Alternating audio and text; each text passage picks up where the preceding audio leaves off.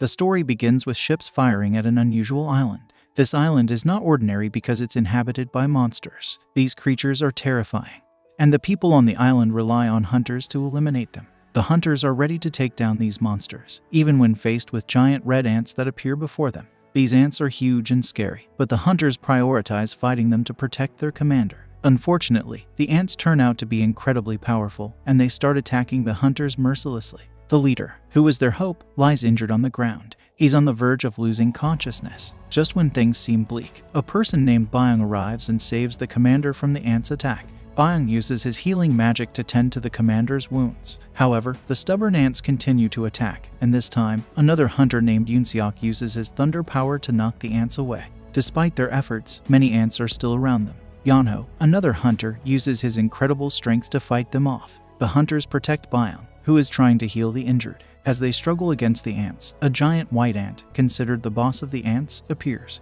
It's about to crush Yeonho, but he manages to hold its tentacles. Yoonseok takes advantage of the situation and delivers a massive shock to the ant. Yeonho removes its tentacles and creates an opening in its stomach by throwing them inside. Together, they defeat the giant ant. After catching their breath, they prepare to face more white giant ants that come out of their den. These ants are a formidable force, but the hunters are determined to fight back. Meanwhile, Mr. Choi, the commander, uses his fire magic to battle the ants in the city. He succeeds in eliminating many of them, but there's still a large army to contend with. He signals his army to follow his lead. The story then takes us back in time, explaining that many years ago, a portal opened in the world, leading to the appearance of monsters. Conventional weapons proved ineffective against these monsters. Only those with special weapons and fighting techniques, known as hunters, could stand a chance. These hunters are classified based on their abilities, with S rank being the highest and E rank the lowest. Fast forward 3 years, and we see Kim and Park meeting at a hunter spot. They're happy to see each other after a long time. Kim had thought Park had quit hunting, but Park's priority is to earn money, especially with his wife being pregnant. Jinwoo arrives, and it's evident that he's a high-rank hunter based on the respect he receives from those around him. However, Kim clarifies that Jinwoo is the weakest among them, and there's no hope of his promotion. Park teases him, and Kim urges Park to be discreet because they don't want to hurt Jinwoo's feelings. Unfortunately, Jinwoo overhears and acknowledges that he's the weakest among them. Jinwoo encounters Jui, a healer, and greets her warmly. However, she's not in a welcoming mood, likely due to his facial scars. She reprimands him for not taking a healer on their team more seriously. Jinwoo explains that their team, belonging to high-ranking hunters, doesn't need a healer. He knows his abilities and low rank, so he doesn't have any complaints. Despite this, Jui continues to blame him for not taking his life as a hunter seriously, and he apologizes for his mistake. Just then, a man named Mr. Song introduced himself as a team leader, and everyone welcomed him because his rank was higher than theirs. After that, they continued to move toward the portal. Park, who was passing by Jinwoo, advised him to stick with their group to stay alive. As he moved ahead, Jinwoo looked at his weapon, which was not powerful. Instead, it was just an ordinary weapon because he didn't have enough money to buy a high-ranked one. Ignoring his weapon's limitations, he stepped forward towards the portal as he knew that his never-ending war awaited him. On the other hand, the president informed his secretary about the government's demand to prevent further dungeon breaks. They were also demanding precious supplies from the dungeon. Their request wasn't unreasonable because these gems and stones could be used to create unique weapons. The president, known as Go, showed his secretary a crystal derived from a slain magic beast, highlighting its rarity. Meanwhile, Jinwoo looked at the gem in his hand and felt pleased, even though he hadn't killed a high-ranked monster. He had managed to defeat an E-rank monster. However, another monster suddenly attacked him, bringing him out of his imaginary world. Ready to fight back, Jinwoo realized that his dagger didn't support him and had broken. The demon attacked him and started cutting his stomach. Before the demon could succeed, another hunter approached and knocked it down. Later, this hunter moved forward to kill other monsters. Jui, scared as she watched Jinwoo's injuries, moved forward to heal him, confident that she could cure him. Meanwhile, Jinwoo shifted his attention to the hunters with remarkable power, feeling like nothing more than trash before them. Aside from this, President Go explained that with dungeon gems, they could create weapons capable of killing mighty creatures. Additionally, mana crystals were found in dungeons, and weapons could be created from them. However, compared to gem weapons, these mana crystal weapons were not as valuable. Still, they were in great demand, and the government wanted to research them to create lethal weapons. After they killed the last monster, they were satisfied, but not entirely because they still hadn't acquired the precious gems and stones they needed to make more money. Just then, one of the hunters discovered a tunnel, indicating the presence of another dungeon inside. This was a rare occurrence. Leader Song prepared to inform headquarters before taking further steps, but some hunters who could see money in front of their eyes preferred to enter the tunnel. Even Park decided to join them because his wife was pregnant, and they needed a significant amount of money. None of them had any idea about what they were going to face next, but they were confident about the challenges that lay ahead. Song, who wasn't content with their decision, suggested a vote. The vote resulted in a tie because some hunters wanted to enter while others wanted to leave. Everyone had cast their vote except Jinwoo. Song asked Jinwoo to participate, and before refusing, he thought about his mother, who was hospitalized and in need of money for her treatment. He couldn't forget about his sister, who was studying and required financial support. Therefore, he reluctantly gave his approval. They considered it a D-rank dungeon, so they didn't have any other option but to enter. In the company, Mr. Choi is hiring a capable and talented hunter. Instead, they sign a contract with them. On the other hand, a person on a bike snatches a girl's wallet. He feels no regrets and is happy because he plans to have a party. However, his plan is disrupted when he sees a gorgeous girl standing in front of him. He thinks she might be planning to die because she's standing in front of the bike. Just before the bike could hit her, she jumps away like a skilled hunter, winning the hearts of onlookers. As a result, some people in the crowd are injured. A gathering forms around her, and they quickly realize who she is, an S-rank hunter. People look at her as if she's a celebrity. Before the situation worsens, she leaps onto a building and disappears, not giving anyone a chance to ask questions. The people left behind are pleased to have met an S-rank hunter. Meanwhile, it's been almost 40 minutes since they started walking, and they're still looking for their boss. When the portal closes, they'll only have 20 minutes to eliminate the target.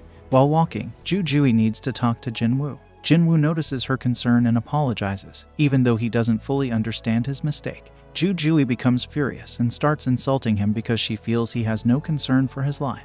He recently survived a dangerous situation but seems eager to jump into danger again, despite the scars and wounds all over his body. He refuses to give up. This infuriates Ju-Jui, but Jinwoo can only offer apologies. However, he can't share his sister's and mother's expenses with anyone. Listening to his apologetic words, Ju-Jui calms down a bit. She decides not to forgive him easily and asks him out to dinner. After escaping from that place, Jinwoo is ready for dinner and doesn't fully understand why Ju-Jui is interested in him. After walking for a long while, they finally find a bronze door. But as they look at the elegance of the door, they are stunned because this has never happened before. Some of them prefer to leave without going inside, fearing the unknown. However, those driven by their desire for money can't accept leaving empty-handed.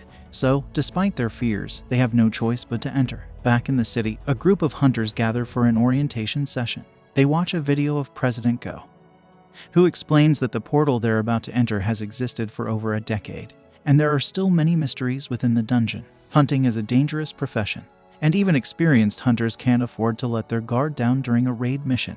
They must be cautious. However, in the dungeon, the group of hunters seems to have forgotten these words of caution entirely. They enter a mysterious and dangerous room that has never been explored before. They act as if they're on a casual field trip, showing no sense of the danger that lurks around them. The room contains ancient statues, some of which are holding strange musical instruments. Jinwoo stares at one particularly large statue, feeling uneasy about the eerie silence in the room. Everyone wonders where the boss monster is, and Song notices a magic circle on the ground. His attention is then drawn to a tablet with ancient writings and commandments related to worshipping some kind of god. However, Jinwoo is more concerned about something else. He believes he saw the eyes of the giant statue move, seemingly looking right at them. Jinwoo dismisses this as imagination, but their shock deepens when the door to the room suddenly closes. Panic ensues among the hunters. One woman suggests they might be trapped, but another man shoves her aside, regretting their decision to underestimate the dungeon. He tries to leave, no longer caring about the treasures they hope to find.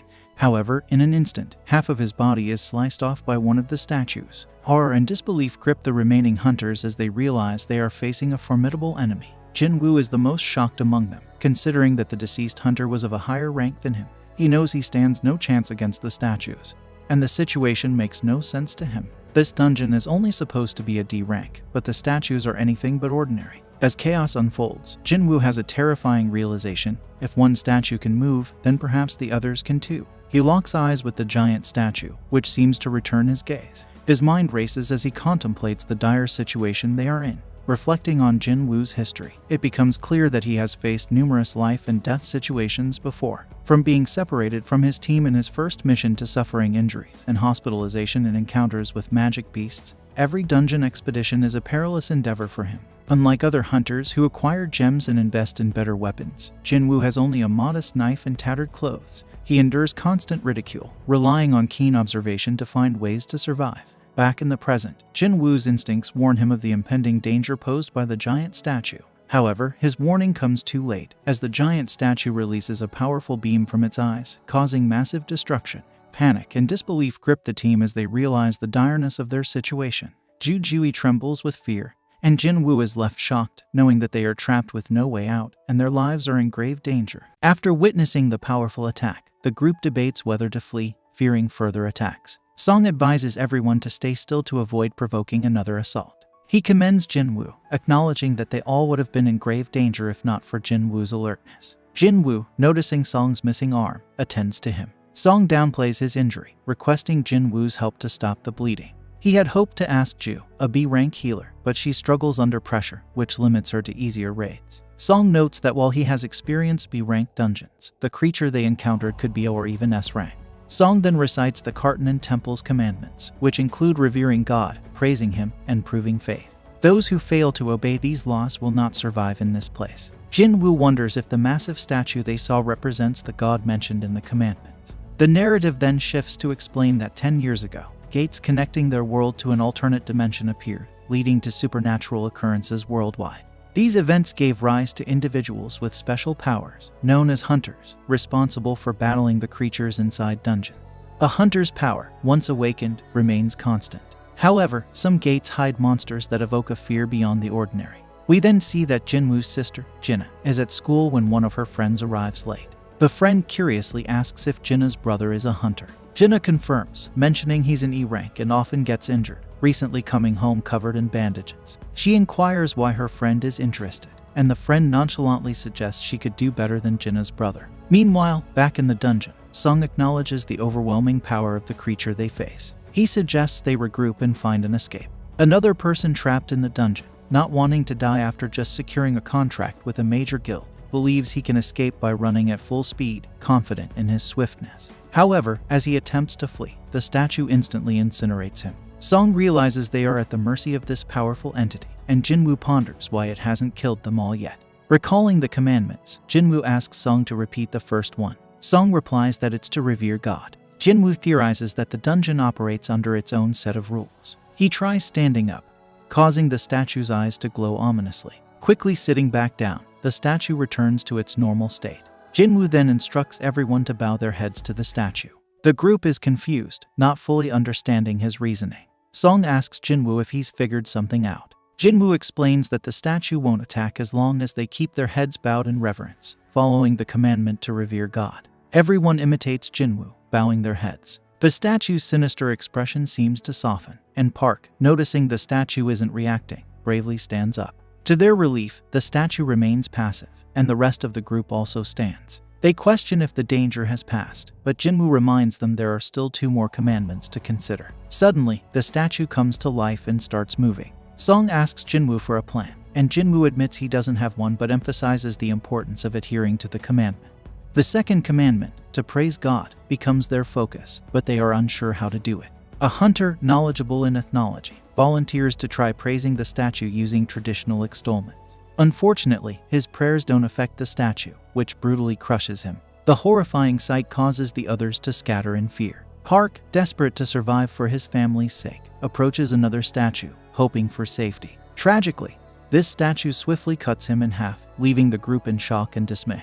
While running alongside Juhi, Jinwoo ponders how they can fulfill the commandment to praise the statue. He knows he can't leave Juhi behind and desperately searches for a clue. Meanwhile, the statues continue their deadly rampage, claiming more hunters' lives. Observing closely, Jinwoo notices a key difference. Some statues wield weapons, while others hold musical instruments. He directs everyone towards the statues holding instruments. Song approaches one, and to their relief, the instrument begins to play. The other hunters replicate this, but the instrument of Jinwoo's chosen statue remains silent. Jinwoo quickly deduces the problem. It's inactive because 2 people are standing in front of it.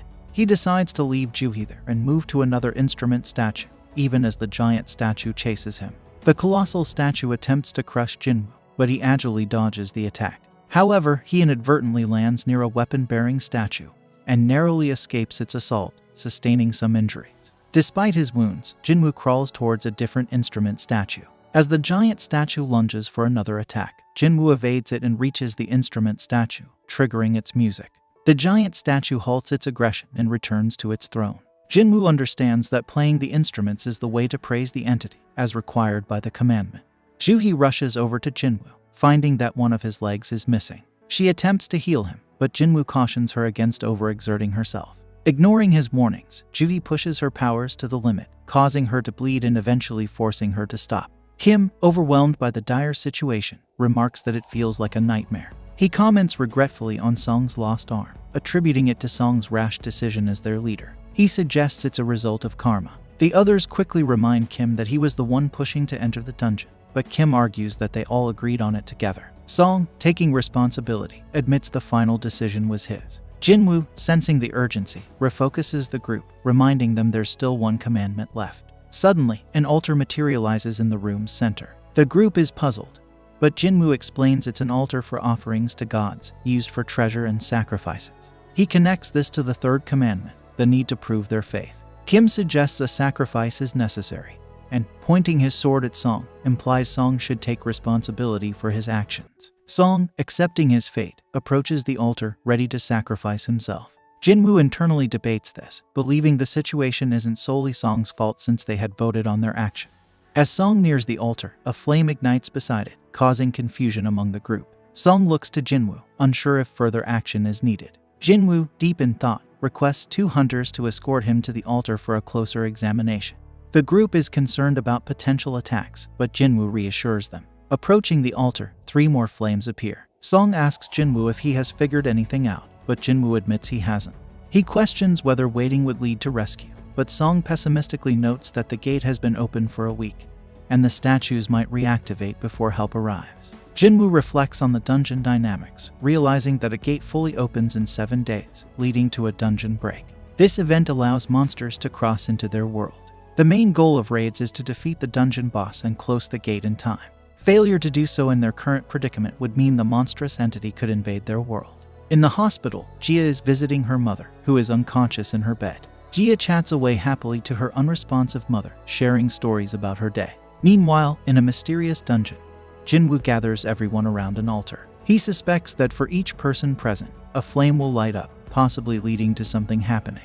As everyone gathers close, individual flames light up, and then blue flames appear, signaling the opening of the room's door. The once still statues begin to ominously move towards the altar, causing confusion among the group. Jinwoo, having observed the pattern, instructs everyone to keep their eyes fixed on the statues, explaining that they only move when not being watched. The group follows Jinwoo's instruction, halting the statues. However, fear overcomes one of the hunters, who runs out of the gate. This causes one of the flames to extinguish, slightly closing the gate. This development leads the group to question their situation. Jinwoo notices the blue flames gradually fading over time. He deduces that the dungeon might be a trap, using danger to create false hope and test their faith. When another hunter leaves, Jinwoo warns the remaining group about potential blind spots and reassures them that as long as they keep watching the statues, they'll be safe. He believes that the blue flames act as a timer, and their extinguishing will signal their escape.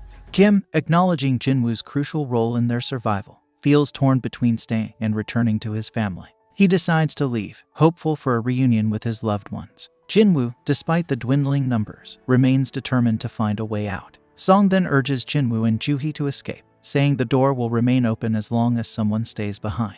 As Juhi attempts to help Jinwoo leave, she collapses, likely due to overexertion from her earlier healing attempts. Jinwoo, now faced with a difficult decision, contemplates their next move in the perilous dungeon. In the dire situation, Jinwoo urges Song to escape with Juhi, insisting he's the only one who can carry her out safely. Despite Juhi's reluctance, Jinwoo reassures her by promising a meal out and gives her an essence stone to buy dinner, playfully saying he'll ask for the change later. Juhi protests, but Song quickly knocks her out, facilitating their escape. Left alone, Jinwoo reflects on his fate, regretting not having better insurance and vowing to take down at least one enemy with him. However, his efforts to fight back are futile against the overpowering statues, which soon dismember and beat him mercilessly. Amidst the pain, Jinwoo thinks about his desire to be stronger and his limited success. He recalls Kim's words and understands Kim's need to return to his family, acknowledging that often the most selfish are the ones who benefit. Jinwoo, too, realizes he doesn't want to die. In the critical moment, as the statues prepare for a final blow, time runs out, and they halt. Suddenly, Jinwoo sees a notification about a quest, offering him the chance to become a player. The message warns of imminent death if he declines. With only a fraction of a second to decide, Jinwoo chooses to accept, embracing this unexpected opportunity for survival. We then see that the screen says that he have become a player, and son Jinwoo wakes up in a hospital, surprised to see his previously severed limbs perfectly attached, with no signs of the fatal chest wound he remembers. Confused, he wonders if it was all a dream. But then two members of the Hunter Association's surveillance team, Woo Jinchul and Kang Taeshik, visit him. They inform Jinwoo that he has been unconscious for 3 days. He's relieved to hear that his fellow hunters, Juhee and Song Cheol, survived the incident, though Cheol lost an arm and might retire, and Juhee is undergoing psychiatric treatment, uncertain if she'll continue hunting. Jinchul reveals that only 6 survived the double dungeon incident, a rarity with such tragic outcomes. By the time the White Tiger Guild investigated, based on survivors' alerts, all they found was Jinwoo alone, with no evidence of the described temple and statues. This baffles Jinwoo, but Jinchul confirms the survivors' accounts align, avoiding suspicion on them. Jinchul then speculates Jinwoo might have experienced a second awakening, a rare phenomenon allowing hunters to surpass their initial power, possibly reaching SSS-Rank. To test this, Jinwoo is asked to use a manometer. If his survival against supposedly deadly magical beasts was true, it might indicate a significant power, implying an SSS-Rank's involvement. However, Jinwoo's mana score is only 10, far below expectations, deflating his hopes of a second awakening. Apologizing for their mistake, Jinchul and Taeshik leave, puzzled over how Jinwoo survived, labeling him nearly as weak as a civilian. Son Jinwoo feels disappointed that the Hunter Association representatives didn't inquire about the mysterious pop-up window only he seems to see, questioning if he's the only one who can perceive it. Realizing it doesn't respond to touch, he recalls encountering something similar before. His sister, Jinna, visits, scolding him for his recklessness and threatening to quit school to work if such an incident recurs. Jinwoo, feeling guilty for nearly leaving his sister behind, tests if Jinna can see the pop-up by asking her about notification reading in games. Following her clueless response, Jinwoo commands Aloud to open the message box, which surprisingly works, revealing messages addressing him as a player. As Jinna leaves with her friend Seong, Jinwoo explores more pop-ups, learning the system aims to aid a player's development, warning of penalties for non-compliance. He discovers a daily strength training quest with physical exercise, puzzled by the unrealistic expectations while hospitalized. Meanwhile, Jinchul reports to Chairman Gunhee that Jinwoo hasn't undergone a second awakening. Relieved yet puzzled by the incident's oddities and lack of a dungeon break, Gunhee instructs marking this as a special case for further investigation. Jeonggan asks Hyein if she could join the upcoming B-rank raid as a guide. He tells her the raid is both a test and hands-on training for newcomers. Hyein isn't sure she's cut out to be a guide. Jeonggan assures her that simply by fighting as she always does, she'll set a great example for everyone. He reminds her that their Hunters Guild is among the top 5 in the city, yet it doesn't stand out on a global scale. While they can't boost their ranks individually, they can still improve as a team to be prepared for future challenges. Suddenly, a gate appears in the middle of a road, causing trouble for the city's residents, who hope the hunters will deal with it soon. Meanwhile, in the hospital, Jinwoo's time for his daily quest expires, triggering an earthquake in his room. He falls from his bed to find himself in a desert, realizing he's been transported as a penalty for not completing his quest. He must survive here for 4 hours. Back in the hospital, a nurse checks on Jinwoo, only to find his room empty. As Jinwoo flees from a giant centipede, he wonders how many there are. With 2 hours still to go, nurses search the hospital for him. He narrowly escapes being eaten by one of the centipedes when his time runs out, and he's transported back to the hospital, where he collapses from exhaustion. The nurses eventually find him back in his room. After a few days, Jinwoo tells Jinna he's getting better and will be discharged soon. Meanwhile, Juhee receives an invite to a D-rank dungeon raid but declines. The caller mentions Jinwoo's awakening, which delights Juhee. She visits him with flowers, sees him running in the garden, and learns from the nurses that he's been exercising to get back in shape since waking up. Deciding not to disturb him, Juhee leaves. Jinwoo then takes a moment to rest, reflecting on the 4 days since he regained consciousness and his realization that the quest windows he sees are real. He understands now that completing daily quests rewards him with full recovery, ability points to enhance his strength, and access to a skill inventory. This new reality amuses him, even if it makes others think he's odd for laughing by himself. Jinwoo reveals the last reward from his daily quest is a mystery box. When he opens it, he finds a key inside. Up until now, he's only received trivial items like bandages and pens, but this time, he discovers the key can teleport him to a special dungeon from Exit 3 of the Hapjeong subway station. Curious, Jinwoo wonders about this instance dungeon and guesses it's an opportunity for him to get stronger. Meanwhile, a news report talks about the gates that have appeared in various cities, warning of possible traffic jams in those areas. The story then shifts to Jinwoo visiting his ill mother, recalling that her illness began 4 years ago when she suddenly fell into a coma. The doctors diagnosed her with eternal sleep disease, a condition that emerged alongside the gates, affecting 1 in tens of thousands. They suggested it might be linked to mana exposure, with life support being the only aid modern medicine could offer. This situation led Jinwoo to take up work at a construction site until he awakened as a hunter. Excited by his new abilities, he shared with his sister their newfound hope for affording their mother's medical expenses. Despite his sister's concerns about the dangers, Jinwoo assured her he could handle it. However, it soon became clear that Jinwoo struggled against monsters, often holding back his team. After completing another round of daily quests, he decides to invest his ability points into increasing his strength yet again. Jinwoo heads to Hapjeong Station, believing he can escape if the situation gets too risky. Upon using a special key, a gate to another dimension appears, and he steps through it, the entrance ceiling shut behind him. Inside, he realizes he's in an instance dungeon, distinct from the normal ones he's familiar with, where the only escape options are defeating the dungeon boss or using a teleportation stone. Worried about his ability to confront a dungeon boss given his past difficulties with even low-level monsters, Jinwoo has no choice but to proceed. Inside the dungeon, he encounters 3 goblins. Initially, he can only dodge their attacks, but frustration fuels his determination, allowing him to defeat them one by one, boosting his confidence. However, his triumph is short-lived as a steel fang lichen attacks, easily breaking his blade. The lichen's strength overwhelms Jinwoo, leaving him paralyzed with fear and unable to move, a stark reminder of his vulnerabilities without a healer by his side. As the lichen launches another attack, Jinwoo faces the harsh reality of his situation. As the wolf-like creature, the lichen, charges at Jinwoo, he quickly uses his newfound agility to dodge its attacks. He notices that his body feels lighter than usual, and despite the fear, he decides not to give up this second chance at life. In a daring move, Jinwoo rushes towards the lichen, landing a powerful punch that sends it flying. Surprisingly, steam rises from the impact, making Jinwoo realize that he has gained strength. However, he acknowledges that the lichen is still much stronger than him. When the lichen charges again, Jinwoo attempts to counter with punches, but they prove ineffective. Forced to dodge, he understands that defeating the lichen will require some help. Lacking a party, Jinwoo decides to use his resources wisely. He runs, but the lichen claws at his shin, prompting him to create distance. Faced with the realization that he can't keep dodging forever, he wishes for a magical weapon. Recalling his secret inventory, he retrieves a magic sword. As the lichen lunges once more, Jinwoo skillfully slices it in 2, receiving a level-up notification. Confused about how the expensive sword ended up in his inventory, Jinwoo chooses not to dwell on it. His wounds heal, and despite the appearance of 2 more steel fang lichens, Jinwoo remains confident with his newfound weapon.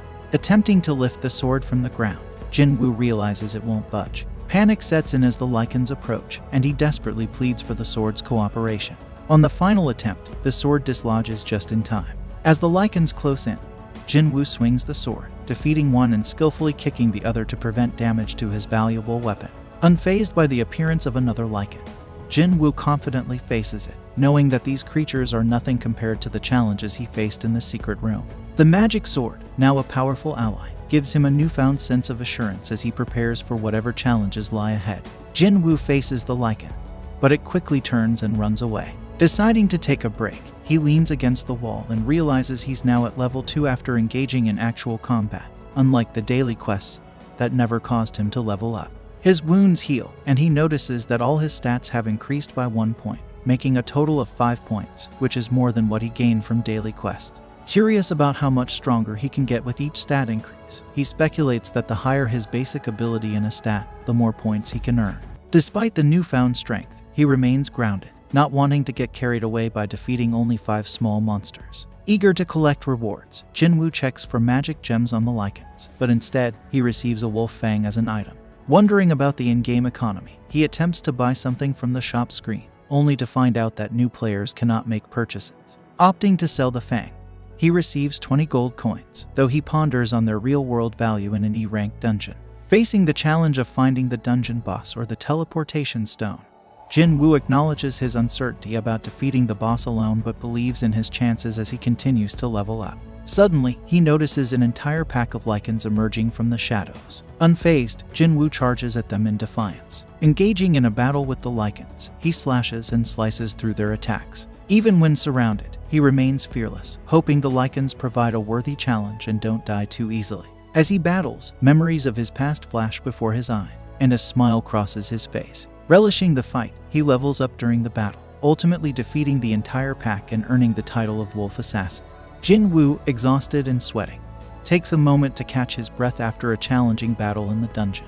He notices that his sword is nearly broken and reflects on the expendable nature of his weapons. Examining his inventory, he finds items obtained from the battle and those remaining from his previous adventures. Surprisingly, he discovers the teleportation stone, a valuable item, and contemplates leaving the dungeon. However, the desire to become stronger pulls him back, and he wonders if the dungeon will disappear like a time-limited event if he exits. Feeling toyed with by an unknown force, he stores the teleportation stone in his inventory and resolves to go deeper into the dungeon. Meanwhile, Juhai receives a call from the Hunter Association requesting her assistance in a nearby dungeon that has experienced a break. Despite apologizing for her earlier actions, she agrees to help due to the shortage of healers. As Jin Woo progresses deeper, he faces new creatures, defeating them and leveling up in the process. He takes note of the color of their names, indicating their relative strength. Initially facing a red named lichen, he now encounters white named ones, showcasing his growing power. Reaching a flight of stairs, Jin Woo hesitates, realizing he can't defeat the monster waiting at the end. Examining his stats, he notices his level hasn't increased recently, and his sword is on the verge of breaking. Despite the challenges, he descends the stairs and finds the environment has changed. The peaceful train station ambience is replaced by a rushing sound, and a powerful monster, a water snake, appears. Jin Woo recognizes that they are at the same level. Attempting to engage the snake with his sword, he realizes it's ineffective against the snake's scales. The snake attacks swiftly, forcing Jin Woo to dodge and strategize. Despite his efforts, the snake knocks him into the water, presenting a new challenge. Jin Woo manages to escape the water, but the relentless snake continues its assault. The battle intensifies as the snake's attacks become faster and more aggressive. As Jin Woo struggles to fend off the snake, he faces a moment of vulnerability. The snake smacks him with its tail, sending him flying. Jin Woo, feeling powerless against the formidable opponent, recalls the words of Gunhee, who encouraged him to work hard and change the perception that labeled him the weakest hunter. In a desperate attempt, Jin Woo grabs his broken sword, questioning how much stronger he must become to overcome constant challenges and ridicule. The snake relentlessly attacks, pinning him against the wall and crushing him, creating a tense and precarious situation. Jin Woo felt the weight of a hurtful nickname, the weakest hunter. Being weak in a world where strength is valued made people look down on him, even if he was smart. Realizing that overwhelming power often overcomes the weak, Jin Woo decided he didn't want to be considered gentle anymore. He wanted strength. That's why he entered the dungeon. With determination, Jin Woo faced a monstrous water snake in battle. Channeling an inner strength, he leaped at the snake like a possessed force, attempting to climb its massive body. The snake, however, knocked him away. Undeterred, Jin Woo stood up, vowing not to give up until he became stronger, a determination that manifested in a blue aura surrounding him. Blocking the snake's attacks, Jin Woo wore down its tough scales. Feeling like he needed to give more, he put in extra effort. Compared to facing a powerful being he considered akin to God, the snake seemed insignificant. Taking advantage of an opening, Jin Woo jumped into the air, driving his sword into a vulnerable spot in the snake's scale. The battle continued with Jin Woo slicing the snake's side to further weaken its scales. In a daring move, the snake opened its mouth wide, swallowing Jin Woo whole. His sword flew into the air, but Jin Woo clung to it. Using his strength, he crushed the snake's scale from the inside, causing harm to the creature. Despite the snake's attempts to dislodge him, Jin Woo held on tightly. With unwavering determination, he pressed down on the snake's neck with all his power until he emerged victorious. The battle resulted in Jin Woo leveling up, a moment that brought a smile to his face. It was a tangible sign of his growing strength. As a reward for his triumph, Jin Woo obtained a powerful dagger, twice as strong as his previous sword, equipped with paralysis and bleeding effects. Additionally, he acquired a vial containing the snake's venom, which he considered overpowered in its effects. A notification signaled the dungeon's reset after the boss's defeat, returning the station to its normal state. Jin Woo steps out into an empty area, curious about the time. A soldier approaches, asking why he's there and if he missed the announcement. Seeing Jinwoo's sword, the soldier recognizes him as a hunter and apologizes, offering to take him to the dungeon break site. The soldier explains the dungeon break situation, mentioning that most monsters have been defeated, except for a giant magic beast, the dungeon boss. Despite the distance, Jinwoo can sense the boss's magical aura. The massive magic golem is engaged in battle with hunters, while the police keep citizens behind barricades. Upon reaching the site, Jinwoo observes the lack of teamwork among the present hunters. Most are low-ranked, and the battles only prolonged due to a higher-ranked tank. Looking at the healers, he notes 2 in D rank and 1 in B rank. The B rank healer, Juhee, is not helping as she's dazed and still shaken from her encounter with God. Attempting a healing circle, she loses concentration, breaking the circle. Jinwoo empathizes with Juhee but is no longer scared, considering they face a D rank monster, lower than the one he recently defeated. Ready to act, he rolls up his sleeves, preparing to jump into action. The hunters struggle, hoping for a higher-ranked comrade. Knowing he can defeat the monster by breaking its defense, Jinwoo decides to strike with his most powerful hit. Throwing his sword with tremendous force, he shatters the golem's defense. The hunters capitalize on the opportunity, successfully defeating the golem. The tank questions how they suddenly succeeded after their previous ineffective attacks. Curious about Jinwoo's involvement, the tank asks the soldier who brought him, but Jinwoo has disappeared. Terrified by Jinwoo's power, the tank wonders if he is a high-ranked hunter. Jinwoo appears much stronger, though he didn't expect to break the monster's defense with just 1 hit, suspecting the golem's vitality was already low before his strike. The hospital nurses chat about Jinwoo's fit body and cuteness while he does his morning workout. They're surprised by how buff he's become compared to when he first arrived. One nurse accidentally walks in on him shirtless, and Jinwoo quickly apologizes. She notices his muscles and wonders if he always had such a good physique. After snapping back to reality, the nurse informs Jinwoo that it's his discharge day. Checking if he's comfortable, Jinwoo assures her of his full recovery. She instructs him to complete discharge procedures at the counter when ready. He thanks her for the care and starts to leave the room. Just then, the girl shows him her phone and asks if she can have his phone number. Jinwoo believes that she wants to send his test results, which are due later today, and gives her his phone number, saying that he has no problem if she's okay with it. Meanwhile, a TV show features Yuno, one of the SSS-Rank hunters, discussing his life outside missions. He emphasizes the importance of daily training, explaining his background as a former firefighter. Jinna, watching the news, realizes she's late for school and hurries out, exchanging well wishes with Jinwoo. Jinwoo is patting his stomach, and Jinna notices his toned abs showing through his shirt. She asks if he's been exercising, and he replies with just a little. Jinna observes the height difference between them and wonders if his increased height is a result of his training. Before heading out, she goes to put on her school shoes, and Jinwoo hands her an umbrella she forgot. He playfully nudges her towards the door, and she bids him goodbye. Once she's gone, Jinwoo heads to the living room, checking his daily tasks. He has completed the others, except for running, which he plans to do later. Examining his stats, he notices unallocated points. Understanding the need for strength, agility, and perception, he decides to distribute the points among these attributes. A call from his landlord interrupts his thoughts. The landlord inquires about the rent, and Jinwoo admits he hasn't paid for the month yet. Promising to transfer the money, Jinwoo ends the call with the landlord expressing appreciation for his prompt response. Jinwoo is grappling with uncertainty about a potential second awakening, but he's now capable of swiftly defeating goblins, opening up opportunities for him to earn a living. Seated on his couch, he navigates through available dungeons, recognizing the need for a high-level one to yield substantial rewards. However, his low rank poses a barrier to accessing such dungeons. The idea of undergoing a reevaluation crosses his mind, envisioning a higher rank that would thrust him into the spotlight. With increased attention, the potential for earning more money emerges. Yet, Jinwoo is aware that individuals with a second awakening are rare, and hunters whose stats increase with level are practically non-existent. Cognizant of the intrusive nature of media scrutiny, he decides to abandon the notion of seeking higher recognition.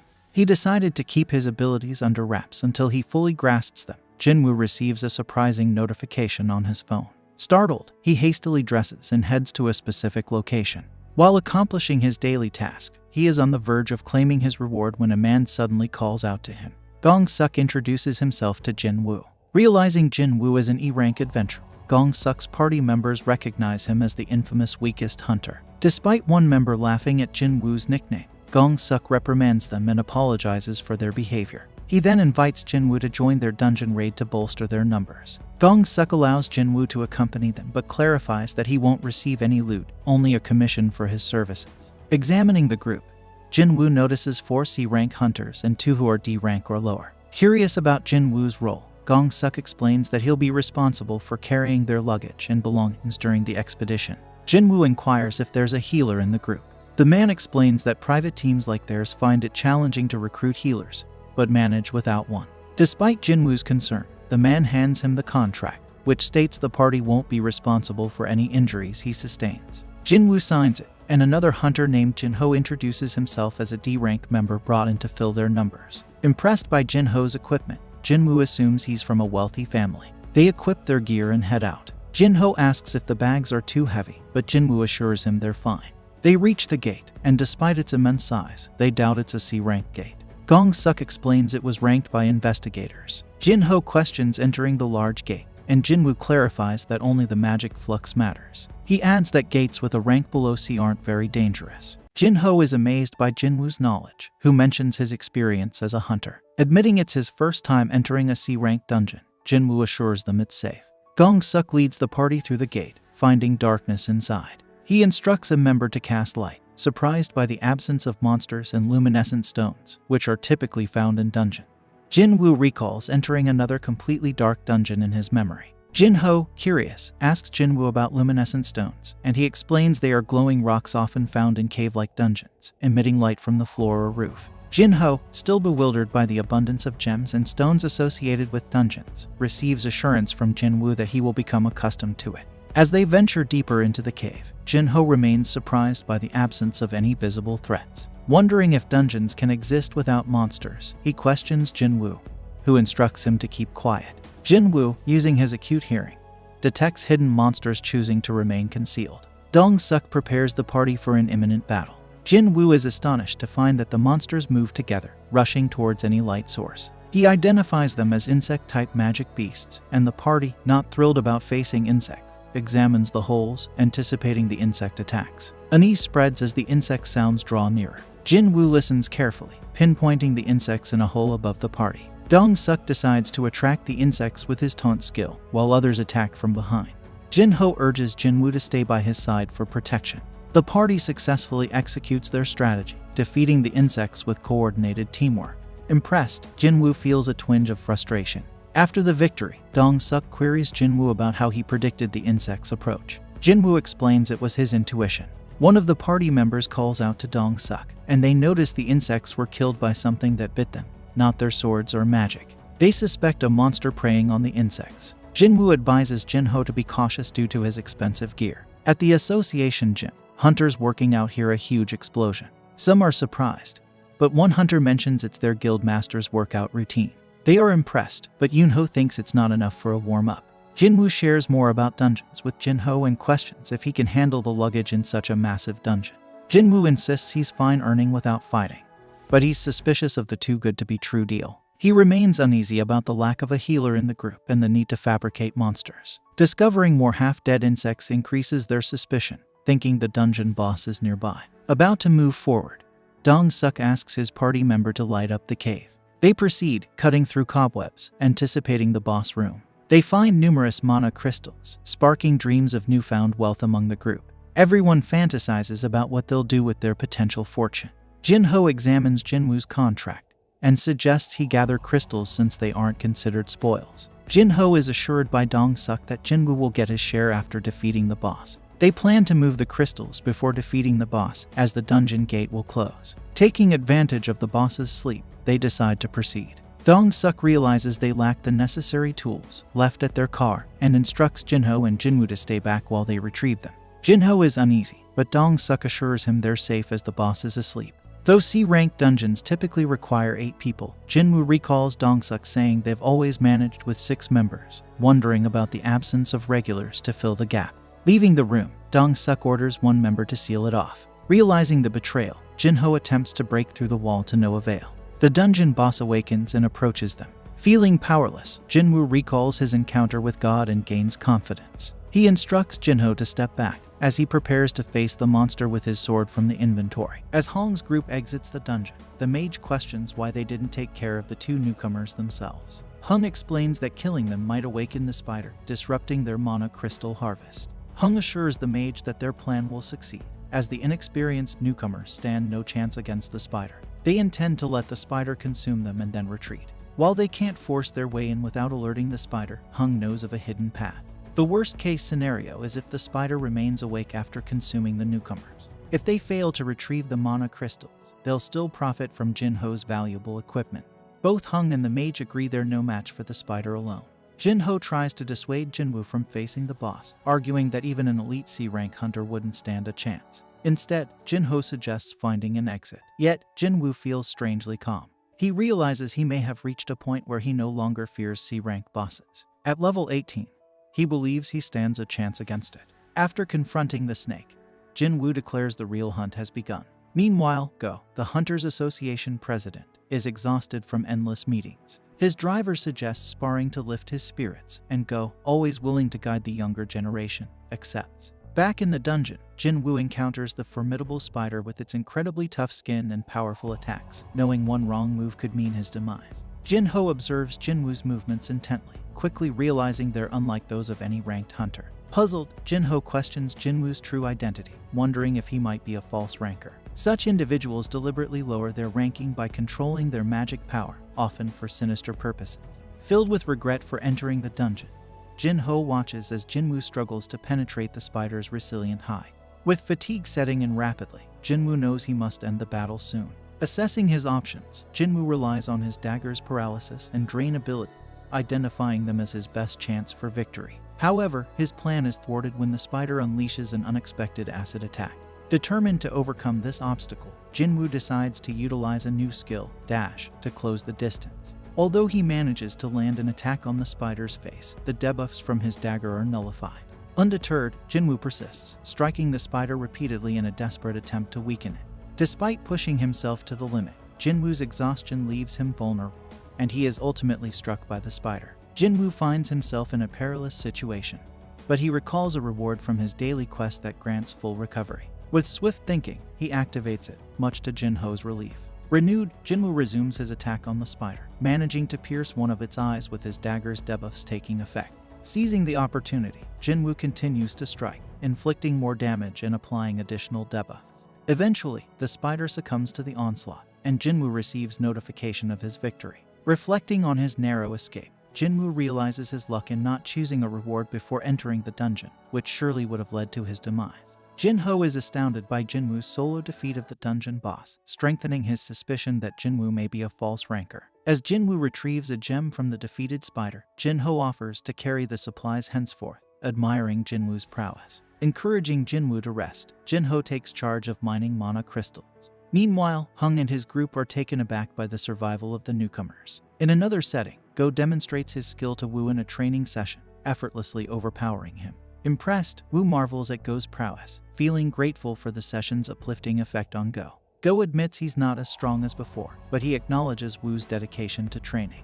Wu understands that training won't increase his level but can enhance his skills. Go emphasizes the importance of both physical and mental strength for hunters, especially in dangerous dungeons filled with unsavory characters. Meanwhile, in the dungeon, Hong's group concludes that the newbies survived due to the spider's incompetence. They ridicule the spider for its defeat by inexperienced hunters. Hong reveals his plan to Jinho, mentioning his knowledge of Jinho's wealthy background, which Jinho fails to see the relevance of. Hang then presents Jinho with a grim ultimatum: either kill Jinwoo or face death alongside him. Hang explains their typical practice of eliminating party members to keep all the spoils, but offers Jinho a chance to join them. Refusal means death for both Jinho and Jinwoo. Hong ponders the potential danger posed by Jinho's powerful gear, fearing it may have bestowed him with abilities to defeat the spider. Preferring not to take any chances, he aims to pit Jinho against the weaker Jinwoo. However, Hong is taken aback when Jinho unexpectedly aligns himself with Jinwoo. The malevolent group decides to end their lives, prompting Hong to question if the newbies have ever been forced to kill before. Suddenly, Jinwoo receives an urgent quest requiring him to defeat 6 enemies. Identifying Jinwoo as the weaker target, the group's mage launches an attack. Jinho anxiously observes his friend's plight, deeply concerned for Jinwoo's safety. Elsewhere, a member of Chahi's group boasts of her prowess, having swiftly defeated an rank beast. She and her comrades are relieved to belong to top guilds, shielded from the unsavory rumors circulating about other squads. Among these rumors are accounts of strike teams with alarmingly high fatality rates. Back in the dungeon, Hung resigns to defeat, declaring Jinwoo's demise as imminent. Jinwoo scolds himself for his forgetfulness, recognizing the harsh reality of survival in his world. Violence, lies, and betrayal reign supreme, and he's enraged by his lapse in memory. He realizes he's grown desensitized to this environment, a dangerous state of mind. Having calmed down, Jinwoo reflects on his carelessness and arrogance. The leveling system now compels him to kill, prompting him to question its motives. It's clear the system wants him alive and strong, leading Jinwoo to decide to use it to his advantage. Addressing the group, Jinwoo acknowledges their reminder about the brutal nature of dungeon life. He warns them to prepare for situations where this harsh reality turns against them. One member objects to being called prey, prompting Jinwoo to demonstrate his point by swiftly dispatching one of them. Jinwoo comes to terms with the fact that he's just taken a life, but he knows it was either that or his own demise. He can't afford to hesitate now. Only the strong survive in this unforgiving world. The group, shaken from witnessing an E-rank defeat one of their D ranks, launches an attack on Jinwoo. However, their efforts are futile as Jinwoo swiftly turns the table, eliminating them one by one. His debuffs prove effective, claiming the lives of 2 more adversaries. The archer falls victim to his relentless assault, followed shortly by the mage. With just one opponent remaining, Jinwoo's newfound strength leaves Jinho astonished. Hong realizes Jinwoo had been concealing his true power, but warns him of the difference between them and other C ranks. Undeterred, Hong fortifies his defense, confident in his ability to withstand Jinwoo's attacks with his steel-like body. As Hong initiates his assault, Jinwoo surprises him with his remarkable speed, catching him off guard. Jinwoo calmly recognizes Hong's strength, but delivers some unsettling news. With a swift and decisive move, Jinwoo overwhelms him, revealing his continuous growth. Hong realizes Jinwoo's true prowess and offers to double his payment. However, Jinwoo, recalling Hong's attempts on his life, dismisses his plea for mercy. Despite Hong's threats, Jinwoo reminds him of the dungeon's code of silence. In a final act, Hong attempts to intimidate Jinwoo, but Jinwoo swiftly puts an end to his life. With the dungeon boss defeated, Jinwoo's mission is accomplished, but the dungeon begins to collapse around them. Emerging as the sole survivors, they report their victory, raising suspicion due to their low ranks. However, attention shifts to Jinho's remarkable gear, diverting focus from Jinwoo's achievement. Jinwoo, astonished by his unexpected reward, discovers a new skill imbued with murderous intent. This skill instills fear and weakens adversaries. The naive official attributes Jinho's survival to his gear, assuming Jinwoo, ranked E, merely concealed himself. Jinho commends Jinwoo, but as rain begins to fall, he senses unease. Jinwoo, however, remains composed, grateful for ensuring his sister's comfort with an umbrella. Chief Wu gets a report about 6 hunters who died in a dungeon ranked C. He notices that the survivors are ranked D and E, which usually means they ran away from the dungeon, a common thing. However, his assistant tells him they didn't run away. Instead, they defeated the dungeon boss and got out. The assistant mentions that Jinho, one of the survivors, has fancy gear, which probably helped them succeed. Chief Wu tells his assistant to check things out further if he thinks something's not right. He also remembers Jinwoo as the second survivor and recalls him being the only one to survive in a similar situation before. The assistant adds that one of the survivors who died in the dungeon was Dongsuk, which worries Chief Wu because Dongsuk's brother also died in the dungeon. Meanwhile, Jinwoo comes home, surprising his sister with souvenirs, and she asks if something good happened. He says he's not sure if it was good, but he managed to save money for their mom's expenses and their needs. Jinha finds it odd since Jinwoo is usually careful with money. During dinner, Jinha asks about his last adventure, assuming his friends must be tough since he returned unhurt. This reminds him of Gongsuk and his team, leaving him speechless. Jinha asks Jinwoo if they beat the enemy, but Jinwoo's lost in thought, cracking open a beer. He reminisces about easily defeating Gongsuk and his crew despite their strength gap. Back then, he didn't hesitate or hate them. He wonders if he's become braver with power. His beer drips, unnoticed. Feeling sorry, Jinwoo realizes his foes were human, not beasts. Jinha snaps him back, worried he's sick. He fibs, saying he's thinking about store changes. Jinha warns him not to worry her, and to focus on the future. To protect his family, he vows to act differently if ambushed again. A warning about a harmful substance pops up, auto-detoxified. Jinwoo's done eating, leaving leftovers for Jinha, teasing her about overeating. In his room, Jinwoo takes a sip of beer, but but the system detoxifies it instantly, realizing he can't get drunk.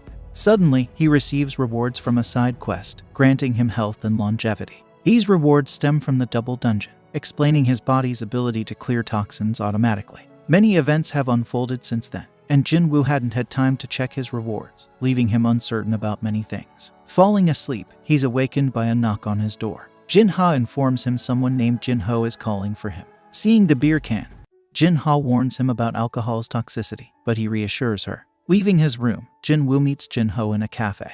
Jinho apologizes for the sudden call, expressing gratitude for Jinwoo saving his life. Jinwoo thanks him for the magic gem and keeping the gong suck incident under wraps. Jinho understands it was self-defense. When Jinwoo asks why he called, Jinho reveals plans to assemble an attack team, but Jinwoo declines immediately, uninterested in mingling with wealthy individuals. Despite Jinho's efforts to persuade him, Jinwoo refuses, suspecting Jinho wants to become a guild master. Jinho pleads with Jinwoo to listen, and Jinwoo agrees to hear him out. Jinho reveals his goal of obtaining a guild master's license, requiring participation in 20 raids. He explains that their recent mission was his first step. Although confident in passing the written exam, he doubts his combat skills. Jinwoo learns Jinho's motive stems from his family's construction company, aiming to establish a guild as his father desires. Understanding Dungeon's valuable resources, Jinwoo realizes the company's intent to utilize these spoils for everyday items. Jinho reveals plans to hire an S-Rank hunter as guild master, with his brother as the assistant.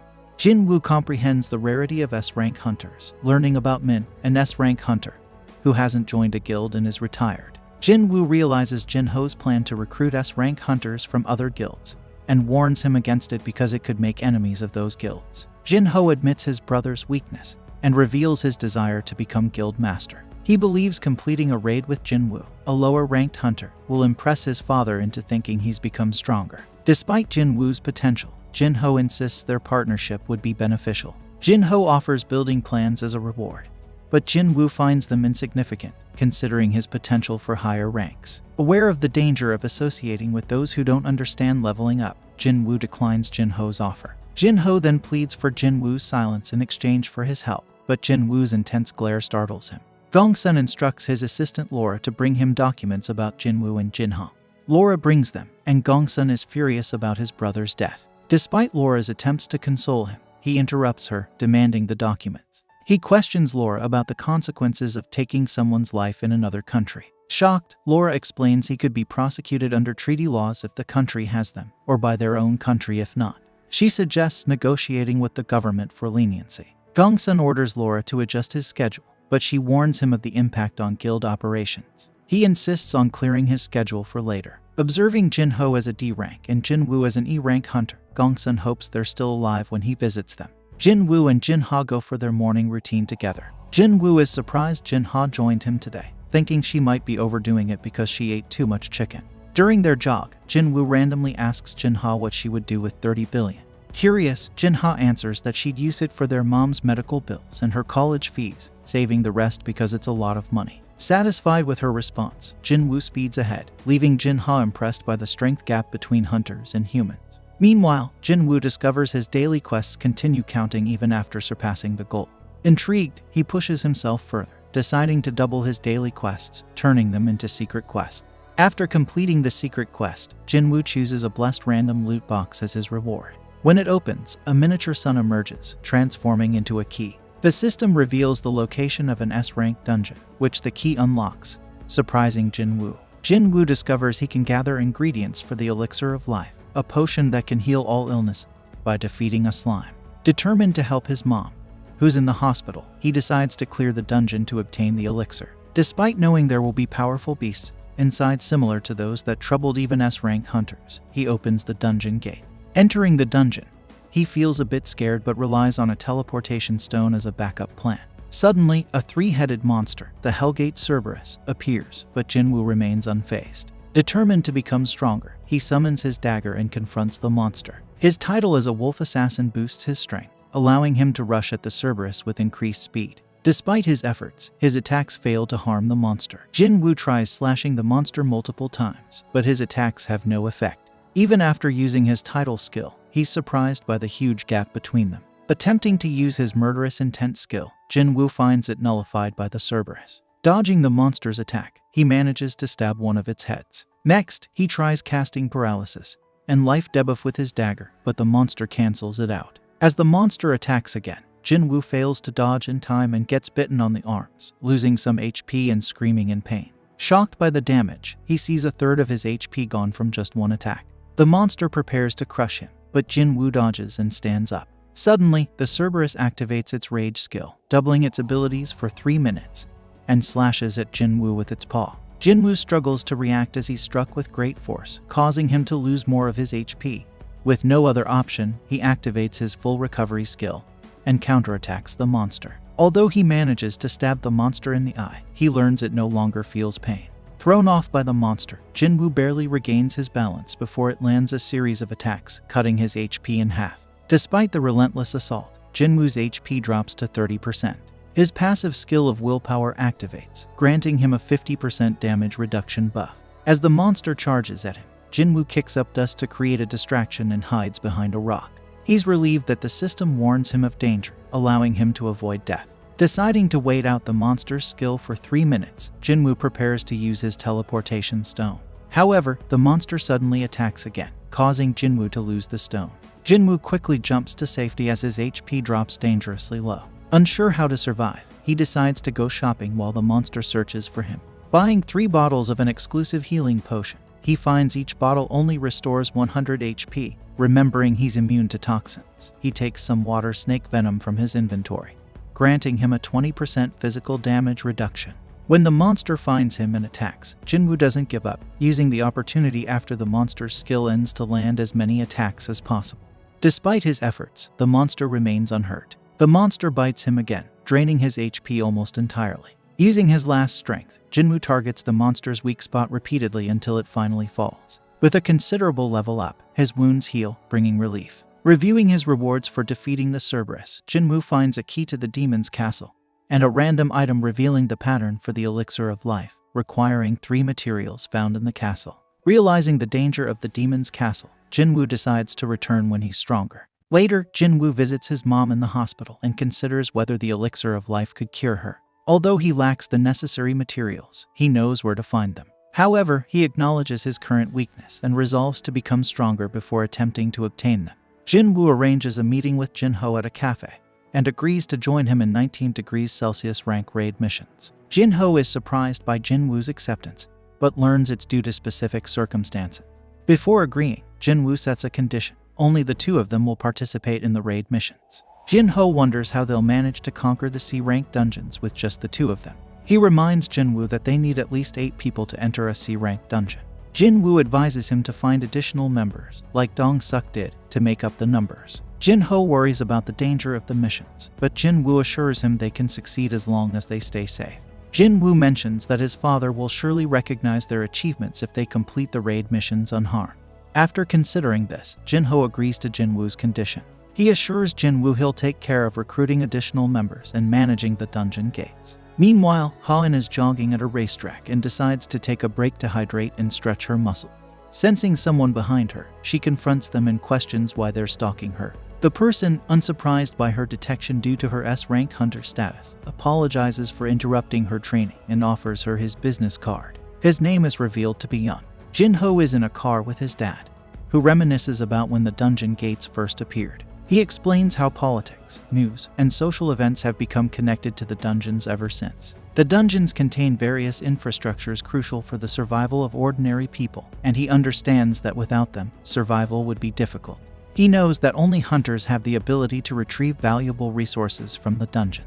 These hunters are overseen by a government agency called the Hunter Association, responsible for classifying, registering, and managing them. The association also assigns manpower to dungeons and handles dungeon breaks. He acknowledges that the government agency can only operate with the support of the guild, which controls the main resources related to hunters. The 5 major guilds in the country, Hunters Guild, White Tiger Guild, Fame Guild, Fane Guild, and Night Guild, have monopolized these resources. He expresses his concern to Jinho, stating that they can't just stand by while these resources essential to ordinary people fall into the wrong hands. He believes that those who have contributed to the nation's development should be responsible for managing these resources. He explains to Jinho that this is why they must establish a guild. Jinho agrees with his father's plan, He and his brother jointly manage a guild that recruits S-rank hunters, which is quite risky. He doubts whether he can handle running a guild by himself at this point.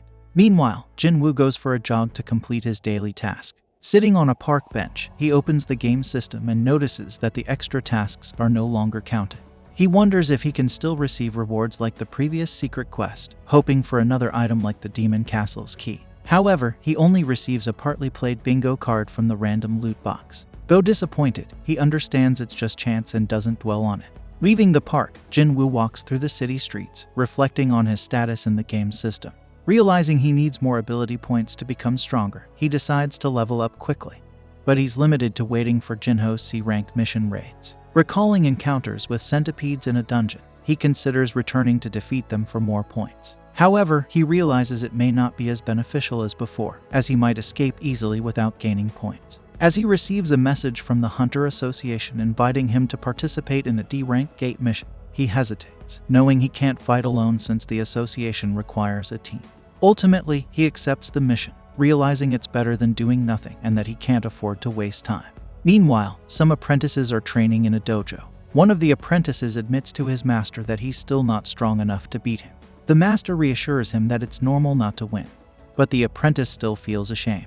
He wants to spar with the master when he's at his best, but the master is surprised he hasn't given up. Suddenly, he receives an urgent call-up message and feels sad about low-ranked hunters being treated like errand boys for the association. His apprentice asks if he's thought about retiring.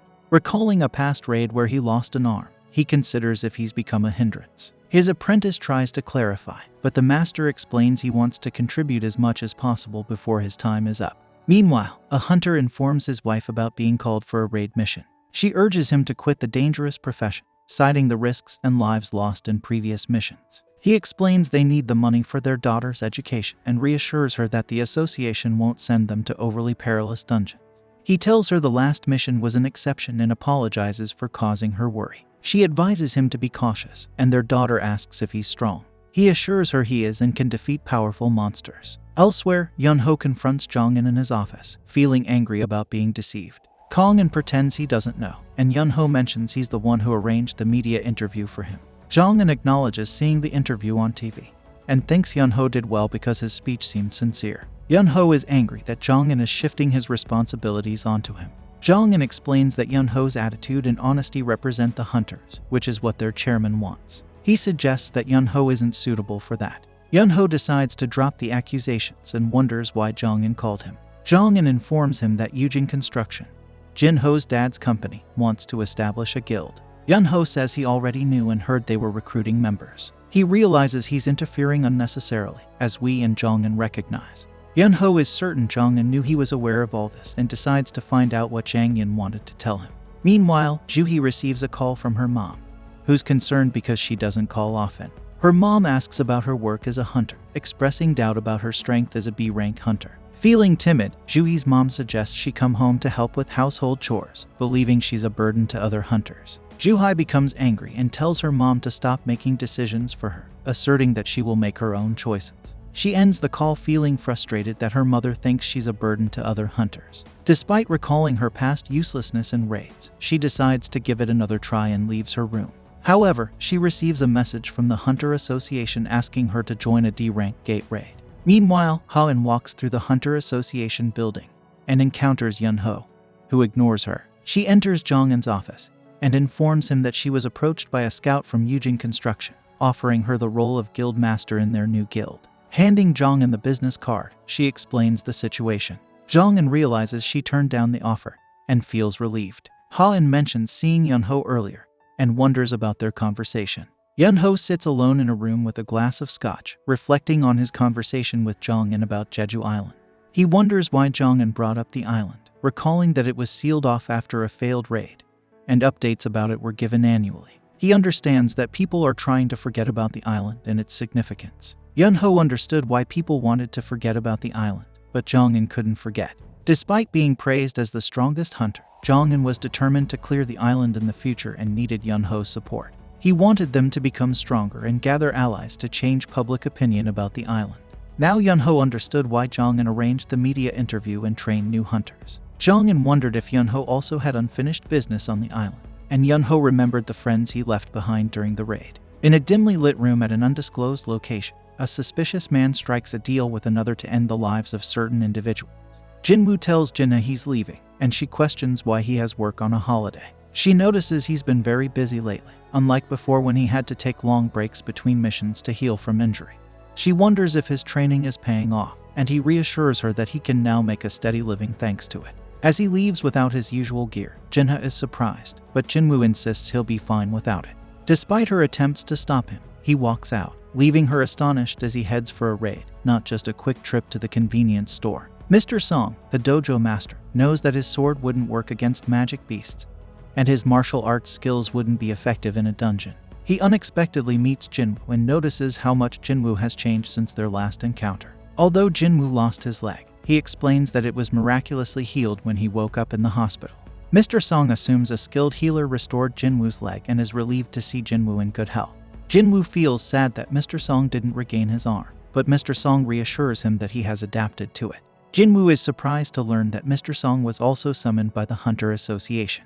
As they approach the gate, Jinwoo notices the hunters who survived the encounter with God's statue.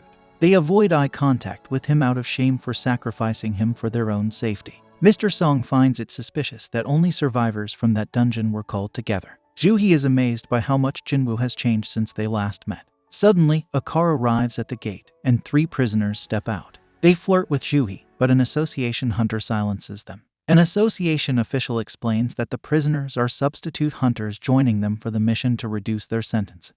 Although the hunters are surprised to work with criminals, the official assures them that the prisoners won't cause trouble. They learn they'll be accompanied by a B-rank hunter named Tishik, who can handle the prisoners. Jinwoo suggests Juhee skip the raid, but she insists on going with him. Tishik introduces himself and wonders who will lead the raid. Jinwoo lets Song lead the raid, and he appreciates that Song takes full responsibility for the previous dungeon failure. Song credits Jinwoo for being the reason they survived, and he thanks him on behalf of all the survivors, although Jinwoo doesn't seek acknowledgement. Kim agrees to Song leading, and Tishik stares at Jinwoo for some reason. Everyone gets ready to enter the gate, and Song officially starts the raid. This brings an end to our episode. Inside the dungeon, the prisoners are doing a good job defeating some goblins. Song wonders who the real enemies are and shows his own strength. The group of goblins is eventually defeated, and Song is impressed by how much stronger Jinwoo has become. Even Juhee notices that Jinwoo hasn't been hurt yet and hopes that nobody will need her to heal them. Song is still amazed, as Jinwoo's aura is different. Tishik has them move forward, but they find a split in the path. The dungeon has been easier than expected, so they decide to split up. This means more risk, but they believe it will help them clear the dungeon faster. Jinwoo can sense that the dungeon boss is down the left path, but he doesn't tell anyone. Since he hasn't been leveling up much from fighting weak goblins, Jinwoo suggests that his group go down the left path. They split up, but Tishik oddly stares at Jinwoo. Kim's group member is the other coward, and Kim decides they must apologize to Jinwoo for leaving him on the first raid. They doubt he'll forgive them, but Kim believes they should try if they want to continue being hunters. Down the other path, the prisoners easily defeat another group of goblins. Tishik strangely asks if they will be able to do the same against humans, and they point out that it wouldn't make a difference. Looking into the past, Tishik was told about a man whose daughter was assaulted by 3 men. His daughter took her own life afterward, but the man was furious because the 3 men would be released from prison in a few years. To worsen the situation, they are hunters, and hunters are allowed to join raids to shorten their sentences. This is unfair because the man's daughter will never return home. The man offered Tishik 3 million yuan to eliminate the 3 prisoners. Tishik is completely mad as he now tells the prisoners what he will say to the inspectors when he leaves the dungeon without them. He will claim that the prisoners were killed by a group of 100 goblins. Kim continues down his path, but is shocked to find that it connects to Tishik's path, where he discovers Tishik massacring the prisoners. Tishik tells the prisoner that he was instructed to make them suffer, but he is interrupted by Kim. The ruthless Tishik kills the last prisoner, and decides he needs to change his plans as he heads towards Kim. Jinwoo remembers how Tishik saw him at the hospital and hopes he doesn't remember him. Suddenly, they hear screaming and rush to find the dead prisoners. Kang has also been killed, and Jinwoo is shocked to see Kim badly hurt. Juhee heals him, but Song can tell this wasn't the work of a magical creature. The weapon used was too sharp, and the attacker avoided finishing Kim off several times. Kim has given up hope, but Jinwoo reminds him he has a family. Jinwoo insists he stay alive, or else he can't blame him anymore. Kim apologizes to Jinwoo with his last breath and passes away. Then Tishik tries to attack Juhee, but Jinwoo stops him. T-Shik is impressed by Jinwoo's speed, and Song realizes T-Shik is responsible for the massacre. Song is shocked since T-Shik is part of the Hunters Association, but T-Shik just wants to share his plan.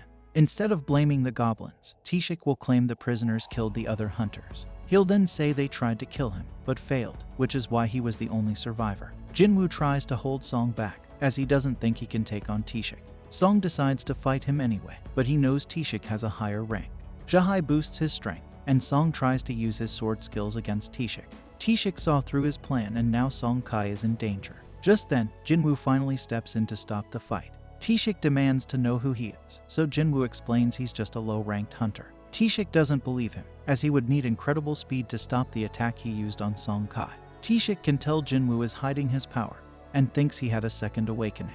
The others are shocked, and T-Shik now remembers Jinwoo from the hospital. The Mana reader only showed a power level of 10 at the time, so T-Shik thinks the second awakening must have happened afterward.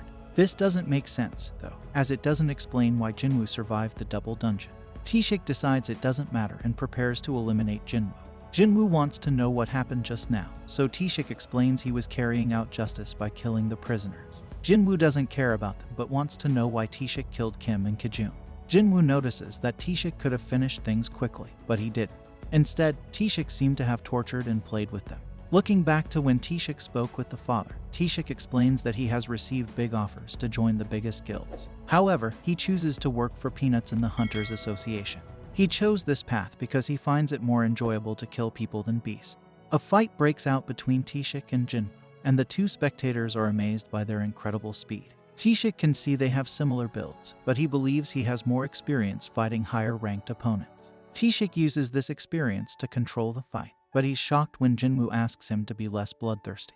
It's too late, though, as Jinwoo's system notices. The system informs Jinwoo, just like last time, that there are people present who want to kill him. Jinwoo is given a quest to eliminate his opponents once again.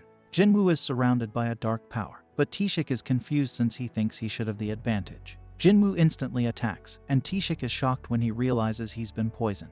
They continue fighting, but T-Shik has something special to show him too, and he disappears. He reveals it's the stealth skill, which hides sight, sound, and smell. Only a few hunters can get this skill, and no one knows he has it. T-Shik manages to injure Jinwoo, and he tells the others to wait for their turn. T-Shik is sure Jinwoo won't be able to do much with an injured leg, but he's shocked when Jinwoo instantly heals himself. T-Shik is shocked because he's never encountered a combat hunter who can also use healing magic. Jinwoo's unpredictability makes him very dangerous. Jinwoo has changed significantly, explaining that he's lost another one of his emotions, and now he doesn't even need to get angry to eliminate someone like T-Shik. T-Shik realizes Jinwoo has taken human lives before, which shocks him. He thinks Jinwoo must have made tough decisions quickly, which explains why he's changed so much. T-Shik moves into attack again, but he's surprised when Jinwoo can track him just by sensing his bloodlust. T-Shik still has a trick up his sleeve, but everything stops when Jinwoo activates his murderous intent skill. T-Shik is surrounded by darkness, and he's stunned when Jinwoo's blade pierces his chest. As T-Shik's life fades, he points out that he and Jinwoo are similar, both killing machines. He admits he's dying because he's weaker than Jinwoo. T-Shik still wants to know what Jinwoo is. He's never heard of someone with assassin skills, healing, and debuffs like Jinwoo. Jinwoo doesn't reveal anything, but T-Shik points out that Jinwoo was able to defeat him, so his low rank is irrelevant. Jinwoo decides to share something, explaining that he gets stronger with every fight. T-Shik can see that Jinwoo will keep growing stronger, but he has a warning for him. If he keeps chasing more power, that same power might take control of him. Jinwoo completes his quest and receives some rewards. Jinwoo notices that the stronger he becomes, the more he feels like something inside him is breaking. His friends thank him for saving them, but Jinwoo tells them to leave the dungeon. They're shocked to hear Jinwoo plans to clear the dungeon alone, but they realize he's strong enough to do it. Outside, Woo is surprised to hear T-Shik was secretly killing. He sees the only survivors from T-Shik's mission, and he's surprised to see Jinwoo among them. He apologizes for what happened and wants to know who defeated T-Shik. Jinwoo realizes he can't keep his secret anymore, which means he'll have to break his deal with you. Just before he confesses, Song lies and says he defeated T-Shik. Song is only a C rank, so he explains he only won because of a healer's help. Woo is skeptical, as T-Shik was a top B rank hunter, but he accepts Song's answer. Then Jinwoo reminds himself not to get overconfident. He couldn't tell before, but Woo isn't a rank hunter. He senses Woo's immense power now and knows he wouldn't stand a chance against him in a fight at his current strength. Song understands Jinwoo has a good reason for keeping a secret, so he tells Jinwoo it's payback for what happened in the double dungeon. That night, everything is settled, and Jahai wonders if Jinwoo remembers the stone she gave him. Strolling along the path, Jinwoo and Jahai chatted about Jinwoo's amazing changes. While Jinwoo had grown a lot, Jahai felt she stayed the same, knowing her timid nature didn't fit the bold life of a hunter. Despite this, she chose easier missions, leading her to meet Jinwoo. In their meetings, Jahai often helped Jinwoo when he got hurt. Even with his accidents, Jinwoo's determined eyes stuck with Jahai. Returning Jinwoo's crystal, Jahai revealed her plan to retire and go back home. They promised to meet again if destiny allowed. Looking back, doubts surrounded Jinwoo's skills, especially from a guy named Wu. Wu couldn't believe Jinwoo, an E-rank hunter, could beat the tough B-rank Kong. Although Jinwoo hadn't shown any special powers, Wu warned him anyway. Trouble brewed as news came of Dongsu, a hunter seeking revenge for his fallen brother. Dongsu targeted Jinwoo and Yu as the only survivors of his brother's incident. With Dongsu's S-rank status, Jinwoo and Yu faced real danger. Dongsu might not care about the truth and could be angry just because Jinwoo survived while his brother didn't. Sadly, the law can't help much against powerful S-rank hunters who can bring either good or bad things. One of these dangerous hunters is after Jinwoo, so Wu suggests he should leave the country with his family. But Jinwoo decides he needs to become stronger to survive. When Jinwoo meets Yu, he's confused by their strike team. Jinwoo looks for skilled hunters struggling to make a living. He hires a high schooler who gets discouraged when Jinwoo realizes she's inexperienced. But Jinwoo tells them to wait outside while he and Yu handle everything. They'll each get paid well for doing nothing, but they must keep it secret or pay back 10 times the money. Jinwoo got a special stealth rune after beating Kong, and he learns the stealth skill with it. Yu is all geared up in expensive armor, which surprises Jinwoo. Jinwoo thinks it's crazy to wear such costly armor, and insists Yu takes it off. He lets Yu keep the helmet though, and they both go through the portal. Other hunters think they're crazy for going into a C-rank dungeon alone, but Jinwoo and Yu don't mind since they've already signed the contract. Jinwoo's sister wonders where her friend, Song is, who turns out to be the high schooler on Jinwoo's team. The hunters talk about how a full team would take 2 hours for the raid, so when they see Yu coming out of the portal, they assume they've given up.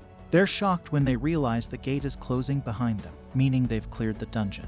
Jinwoo urges them to hurry as he wants to go to another portal.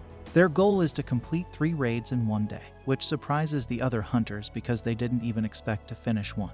In another raid, Jinwoo defeats goblins while Yu mines. Jinwoo levels up after defeating the goblins. The next raid is also successful, and Jinwoo levels up even more. Days go by, and they keep clearing dungeons alone. They face stronger monsters, but Yu notices Jinwoo is getting stronger too. Jinwoo's stealth skill is proving really handy, and his dash skill gets stronger too. He gains a couple more skills and finds them powerful when he uses them against a wolf. But he realizes he doesn't have enough mana to use them for long, so he takes a potion to fix this. He decides he'll focus on improving his intellect ability from now on. He decides not to go back to the demon castle yet because he thinks he's only somewhere between a B rank and an A rank hunter. Then the system tells him he's reached the level for a job change quest. Meanwhile, another guild's manager named On hears about a strike team led by the rich kid Yu, offering double the usual rate for C-rank gates. On remembers Jinwoo from the double dungeon incident, and feels something interesting is happening. Jinwoo and Yu come out of another portal victorious. Jinwoo wonders if Songyi has an eye problem, but she says it's nothing. Meanwhile, On's assistant is shocked when On thinks Jinwoo has reawakened. Jinwoo survived 3 big disasters with high casualties each time, which suggests reawakening. On decides to scout Jinwoo. When On arrives at Jinwoo's portal, he's surprised to see what looks like a picnic. Songyi tells him the area is off limits and points out she's a hunter. She admits being part of the strike team, and On is shocked to learn Jinwoo left the group to enter the dungeon alone. On believes Jinwoo could be a great discovery, but surprisingly Jinwoo leaves. They come out of the gate, and Jinwoo tells Yu he's busy the next day, so they postpone some raids. Troy wakes up from a nightmare and checks some paperwork, realizing it's almost time for the reconnaissance mission on Jeju Island. Jinwoo finishes his day of raiding and introduces himself as the manager of the White Tigers Guild, one of the best in the country, and offers Jinwoo double what Eugene Construction is paying him to join their guild, and is confident an E rank like Jinwoo couldn't refuse. But Jinwoo asks about the value of the White Tiger Guild headquarters. It's worth 50 billion, but Jinwoo reveals the construction company is giving him a 30 billion building. Jinwoo shows proof, but admits he can't offer their 50 billion building. Jinwoo loses interest, but asks how and heard about him. Jinwoo scares him by ensuring he wasn't snooping around and disappears. and realizes Jinwoo used stealth to cut him and is shocked, realizing Jinwoo is a reawakened with stealth ability. Jinwoo warns On not to turn around, asking why he's investigating the gate buyers. On explains it's just him and a subordinate who know about Jinwoo. Jinwoo warns if others start knowing, they'll be his first suspects. On promises to keep it a secret, so Jinwoo reveals himself again. Jinwoo needs to keep buying gates, which causes problems for the guild's recruit training. He agrees to sell them 3 gates, shocking On when he sets the price at 300 million yuan each. On pleads to lower it to 200 million, and Jinwoo agrees. They make the deal for 3 gates, but Jinwoo still has something for On. He gives On a healing potion for the cut on his face, showing he trusts him but warns him to stay silent. On's assistant asks how it went, and On thinks Jinwoo might be a bigger deal than he thought. The next day, Yu confirms receiving 600 million yuan. He's amazed Jinwoo got so much for the gates they were going to cancel. Yu wants to know more, but Jinwoo says it's a trade secret. At the White Tiger Guild, and realizes Jinwoo tricked him as several gates are selling for less than 70 million yuan. Jinwoo sends a message, saying they're even now for spying on him.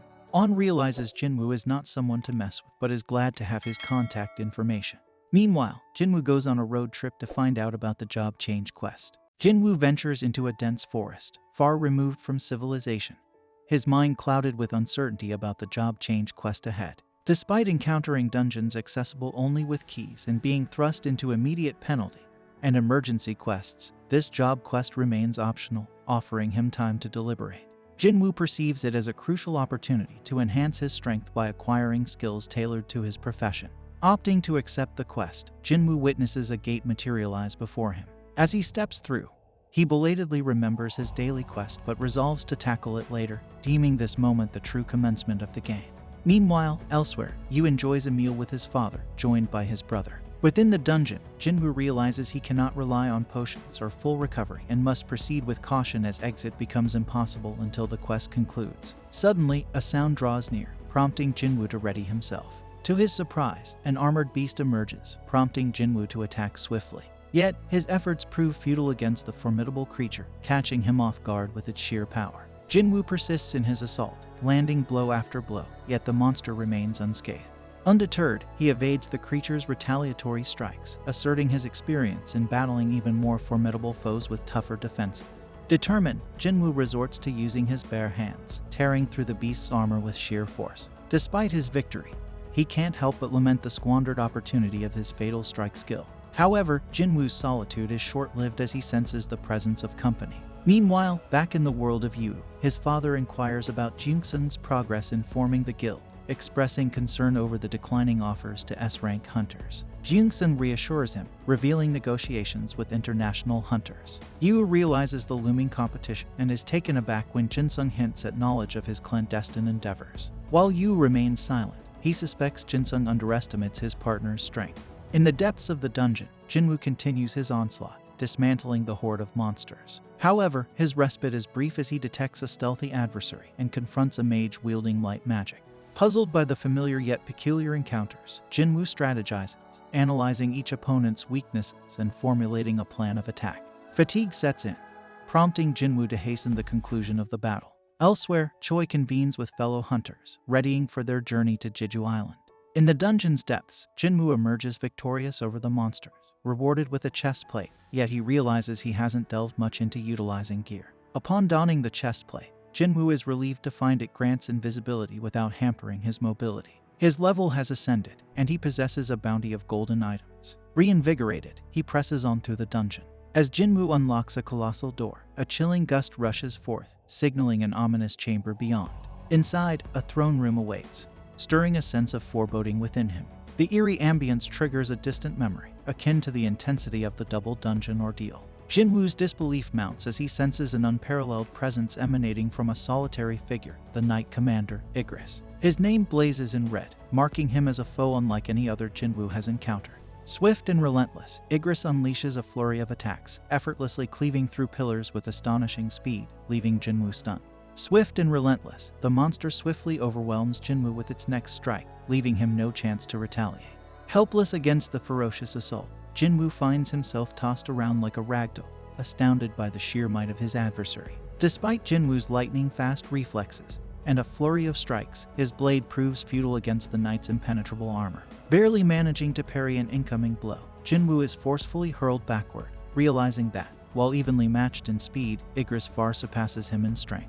Recognizing the immense threat posed by Igris, Jinwoo questions his odds of emerging victorious. Doubt gnaws at him as he ponders his next move, doubting his ability to penetrate Igris's formidable armor without a suitable weapon. Resolute, Jinwoo sheathes his dagger, prompting a surprising response from the knight, who likewise discards his weapons. Meanwhile, Troy expresses gratitude to the chairman for approving the operation, fully aware of the inherent risks. Intent on gauging the enemy's response, Troy emphasizes the expedition's purpose as merely an assessment of threat level. Back in the dungeon, Igris wastes no time in delivering a devastating blow to Jinwoo, effortlessly tossing him aside like a plaything before unleashing a relentless barrage of punches. Thrown forcefully through a wall, Jinwoo is left in awe of his formidable opponent. Despite successfully blocking the punches, he feels as if he's lost a significant amount of health points. Grateful for the armor he equipped, Jinwoo acknowledges that without it, he might not have survived the onslaught. Recognizing that he can't match his opponent's strength, Jinwoo opts to enhance his speed instead. Darting around his adversary, he finally manages to gain some ground, launching a series of attacks. However, it becomes increasingly evident that catching his opponent will prove challenging. Jinwoo finds himself tossed around mercilessly, noticing a boost in the knight's defensive capability. Though enduring a relentless assault, Jinwoo persists in fighting back. His perseverance pays off when he executes a spectacular move, landing a decisive kick on Igris's head. However, realizing the potential consequences of his action, Jinwoo braces himself as the knight retaliates with renewed ferocity. Back home, Gina leaves dinner for Jinwoo before delving into her studies. Meanwhile, glimpses of Jinwoo's mother in the hospital offer a poignant reminder of his familial concerns. In dire straits, Jinwoo finds himself at the mercy of the knight, who prepares to deliver a fatal blow. Yet, in a shocking turn of events, Jinwoo manages to halt the impending strike with a single hand. With unwavering determination, Jinwoo refuses to concede defeat and pushes back against Idris. Summoning his blade, he finds a gap in the knight's helmet and drives the weapon through, utilizing all his strength to force Idris against a wall. When the knight attempts to wield Jinwoo's blade against him, Jinwoo clarifies that the dagger always returns to his possession, rendering it useless in the enemy's hands. Pressing on, Jinwoo thrusts his blade deeper into the knight's skull, realizing he must penetrate further for a decisive blow. Employing every ounce of power he possesses, Jinwoo unleashes a series of fatal strikes, culminating in the most potent attack he's ever delivered. As the knight goes limp, Jinwoo withdraws his blade, greeted by a victory notification. Reflecting on the vast disparity between them, Jinwoo humbly acknowledges that his triumph may have been mere luck, recognizing the perilous margin for error. Yet, he receives 4 rewards, including 1.5 million gold and the coveted S-Rank helmet worn by Idris. Unprecedented in quality, the helmet enhances his stats and mitigates damage by 15%. Additionally, Jinwoo gains a runestone for the ruler's hand skill and an instant teleportation stone, prompting him to question why he's receiving it now. Suspicion arises as multiple portals suddenly materialize, casting doubt on whether the job change quest has truly concluded. Jinwoo braces himself for what lies ahead as uncertainty looms. A notification suddenly appears, signaling the commencement of the job change quest. Jinwoo's task is simple: survive for as long as possible to accrue advancement points, a necessity for climbing to a higher class. Although the concept of advancement points remains mysterious to Jinwoo, he understands the urgency of the situation. With a timer ticking down, Jinwoo braces himself for an onslaught of foes, knowing he must endure endless waves. Thankfully, the adversaries seem less formidable than Igris, offering Jinwoo a fighting chance. Despite their numbers, Jinwoo maintains his composure, charging into battle with unwavering courage. Meanwhile, other hunters depart for Jeju Island, leaving Jinwoo to face the challenge alone. As time passes, Jinwoo remains entrenched in combat, grappling with wave after wave of enemies. Aware that endurance is key, Jinwoo employs stealth tactics and conserves his mana to prolong his survival. However, his strategy is thwarted when a cunning mage exposes his stealth, leaving Jinwoo vulnerable. Forced back into direct confrontation, Jinwoo struggles against increasingly overwhelming odds. Despite his valiant efforts, mere minutes elapse before he realizes the futility of his situation. Reluctantly, Jinwoo considers retreat, but before he can act, a sudden attack disrupts his plans, sending him spiraling into a desperate struggle for survival against the encroaching horde. This brings an end to our episode 11. If you enjoyed it, then don't forget to like, share and subscribe our channel, Annie Explainer. In the midst of the battle, Jinwoo reflects on his lifelong journey from the bottom. Despite the odds stacked against him, he's always pushed forward, refusing to yield. His knuckles bruised and his heart pounding, Jinwoo faces the relentless onslaught of monsters. Suddenly, the creatures taunt him, labeling him the weakest of all hunters. Their words sting as they remind him of past struggles, mocking his previous hospitalization after an E-rank gate incident. Then, imaginary figures from his past materialize, urging him to cease the fight. His younger self appears, acknowledging Jinwoo's progress but warning of underlying weakness. Despite outward changes, deep down, Jinwoo doubts his strength and fears impending demise. Condemned as merely an E-rank dreamer, he struggles to evade attacks, questioning his readiness for the battle. As doubt creeps in, a notification interrupts, signaling the end of his daily quest and triggering a penalty. Transported to the penalty zone, Jinwoo realizes the penalty's life-saving intervention. Reflecting on whether luck or the system spared him, he opts not to dwell, instead focusing on recovery. Yet, potions prove futile against severe injuries, prompting Jinwoo to contemplate natural healing or leveling up. Encircled by familiar adversary, he resolves that every pain endured will only fuel his resilience. With unwavering determination, Jinwoo faces the challenges ahead, ready to emerge stronger from the ordeal. Back at home, Jinwoo notices Jinwoo's absence and playfully wonders if he's found a girlfriend. Chuckling to herself, she dismisses the idea as unlikely, hoping he won't forget their guardian-teacher meeting. Meanwhile, Jinwoo basks in his victory over once feared monsters, reveling in his restored health post-leveling up. With mere minutes left in the penalty zone, Jinwoo seizes the opportunity to acquire the Night Killer Dagger. Crafted to deal extra damage against armored foes, it proves an invaluable asset. Utilizing the rune from his battle with Idris, he unlocks the Ruler's Hand skill, a mana-free ability granting telekinetic manipulation.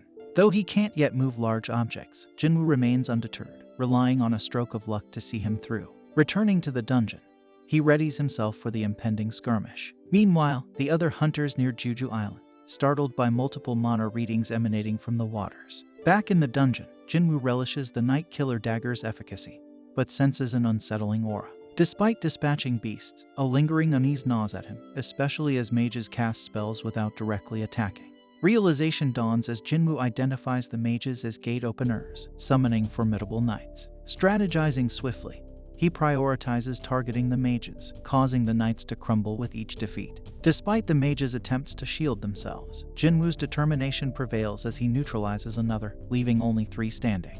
Unifying their powers, the remaining mages conjure a golem, prompting Jinwoo to seek higher ground. Momentarily disabling the golem, Jinwoo discerns the mages' strategy, recognizing their preference for summoning a single powerful entity over numerous smaller threats. Jinwoo notices a flaw in the enemy's strategy, realizing that having fewer targets makes it easier to target the mages. After a grueling battle, he successfully eliminates all the mages, but the formidable golem remains unscathed. Utilizing his newfound strength, Jinwoo summons sheer force to dismantle the towering golem. With the defeat of the golem, all the monsters are vanquished, and a notification announces the completion of his job change quest. Now, he has the opportunity to transition to a more advanced class based on his performance during the quest. However, to Jinwoo's surprise, he doesn't have the autonomy to choose his new class. Instead, notifications inundate him with ominous messages, detailing a path marked by death and a thirst for power. They mention a shadow army obedient to the player's commands, revealing that Jinwoo's new class will be Necromancer. Perplexed by this revelation, Jinwoo questions the suitability of Necromancer for his combat style. His strength-focused build clashes with the typical magic-based approach of Necromancers, who summon undead minions. Accepting the Necromancer class would seemingly invalidate the effort he invested in his current build. Fortunately, Jinwoo discovers the option to reject the Necromancer class. However, the system emphasizes the rarity of the Necromancer class as a hidden one, prompting Jinwoo to reconsider. Intrigued by the possibility of special powers associated with hidden classes, Jinwoo deliberates on whether to accept Necromancer despite its incongruity with his current strength.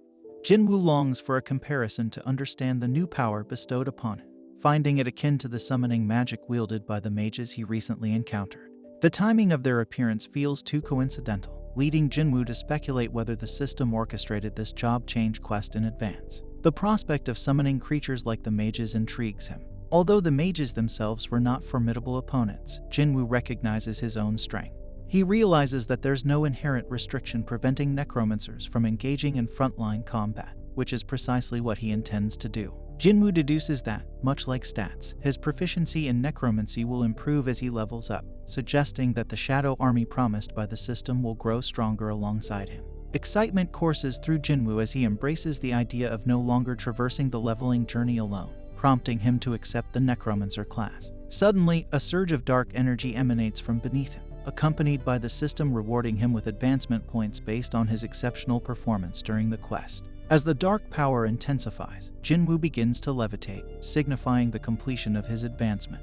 However, his astonishment peaks when he discovers that he has surpassed the Necromancer class and attained the prestigious title of Shadow Monarch. Along with this elevation in status, he gains access to unique class skills and receives 10 ability points. Despite his initial belief that the quest had concluded, Jinwoo is startled by the sounds of distress echoing around him.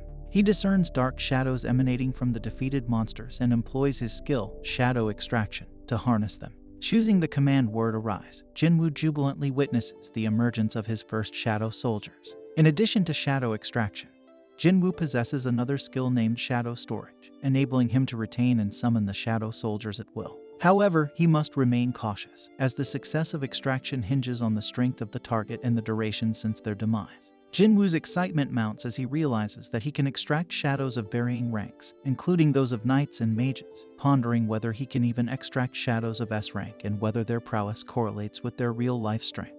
In his haste, Jinwoo rushes to Igris and discovers that he can indeed extract shadows. However, there's a catch. There's a limit to how many shadows he can extract and store. Without hesitation, Jinwoo releases 11 soldiers from their shadowy confines. Focusing his attention on the Knight Commander Igris the Blood Red, Jinwoo commands, Arise. As Igris's shadow begins to materialize, a sudden surge of power knocks Jinwoo back, causing the extraction to fail. With only 2 attempts remaining, Jinwoo's second try meets a similar fate. Meanwhile, at the Hunters Association, Go reminds Woo about the importance of undergoing a reawakening for hunters to enhance their power. Training in combat techniques and forming alliances are crucial steps in this process. Undeterred, Jinwoo engages in a heartfelt conversation with Igris, reminding him of his warrior identity. He emphasizes that Igris's purpose lies in wielding his sword against their enemy, not languishing in oblivion.